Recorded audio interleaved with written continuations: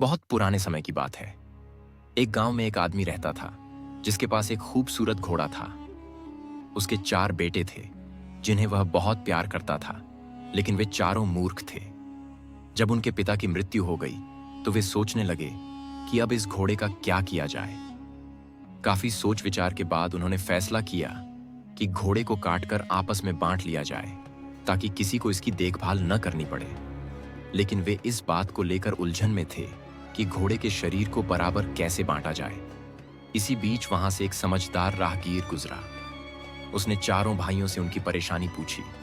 जब भाइयों ने उसे अपनी योजना बताई तो राहगीर ने हंसते हुए कहा, अरे भाई, घोड़े को काटने की क्या जरूरत है?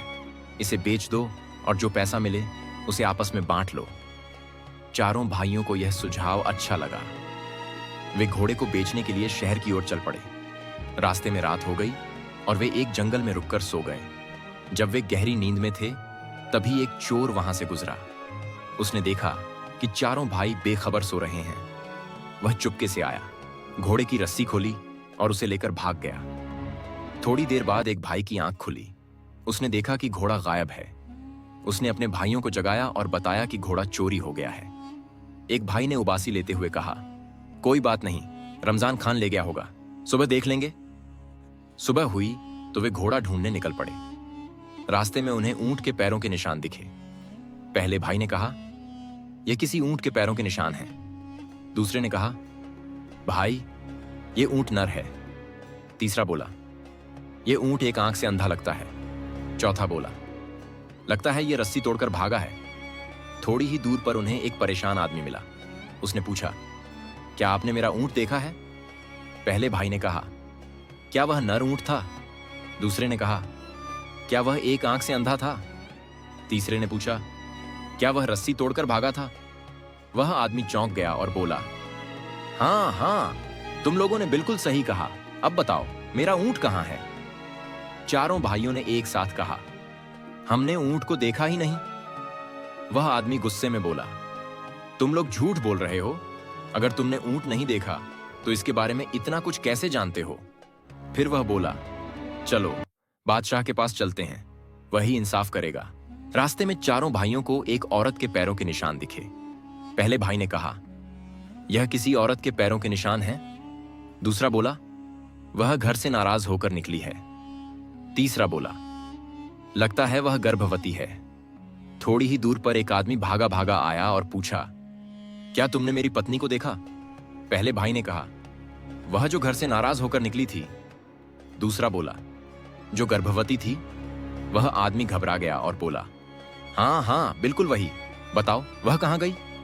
चारों भाइयों ने फिर से कहा, हमने तो उसे देखा ही नहीं। गुस्से में वह आदमी भी बोला, चलो बादशाह के पास चलते हैं, वही इंसाफ करेगा।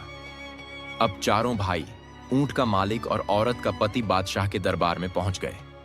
बादशाह ने उनकी बातें सुनी और भाइयों से पूछा, अगर तुमने ऊंट और औरत को देखा नहीं तो इनके बारे में इतना कुछ कैसे जानते हो? चारों भाई बोले, हम इल्म ए गैब, भविष्य की जानकारी जानते हैं। बादशाह को यकीन नहीं हुआ। उसने उनकी परीक्षा लेने का फैसला किया। उसने एक संदूक में अनार रखवाया और उनसे पूछा, बताओ, इसमें क्या है? पहले भाई ने कहा, यह कोई गोल चीज है। दूसरे ने कहा, इसके ऊपर एक छोटा ताज भी है। तीसरा बोला, इसके अंदर दाने दाने भरे हुए हैं। चौथे ने कहा, क्यों नहीं कहते कि यह अनार है? बादशाह को यकीन हो गया कि ये सच्चे हैं। उसने रमजान खान से कहा, इनका घोड़ा वापस करो या उसकी कीमत अदा करो। फिर उसने ऊंट के मालिक और औरत के पति से कहा, जाओ अपनी चीज खुद ढूंढो, ये लोग बेगुनाह हैं। घोड़े की कीमत लेकर चारों भाइयों ने भेड़ बकरियां खरीदी और गांव लौटने लगे। दोपहर में वे एक जंगल में रुके और सो गए। जब एक भाई की आंख खुली तो उसने देखा कि एक बकरी पेड़ पर चढ़ी है और भेड़ें मुंह हिला रही हैं। वह डर कर बोला, भाइयों उठो, बकरियां लाठियां बना रही हैं और भेड़ें हमें मारने की योजना बना रही हैं। डर कर चारों भाई भाग खड़े हुए और भेड़ बकरियों को जंगल में ही छोड़ दिया।